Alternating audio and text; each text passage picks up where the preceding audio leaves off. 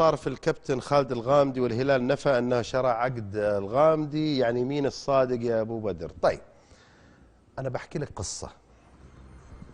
تخيل أنت تعاقدت مع لاعب واكتشفت أن اللاعب، بعطيك قصة ما لها دخل بالقصة عشان لا يطلع أحد ينفي، لأن ما حد يقدر يأكد، لأن فيها عقوبة لو طلع أحد أعلم. تعاقدت أنت فرضا مع لاعب واكتشفت أن في مشكلة في التعاقد، ولو ظهر هذا التعاقد راح تصير عقوبات. فالحل اللاعب يخلص عقده وبعد كده يصير حر تماما. فترة 6 شهور المكاتبات اللي تمت مع ناديه أدت أنه تقيد، أصبح ما عنده حل إلا هذا النادي. وأي نادي يرتكب خطأ بالتعاقد معه بنتاج إجراءات تمت بعدها راح يتم عقوبته. فلذلك لا، ما حد بيعلن أنه تعاقد ولا حد بيطلع ينفي.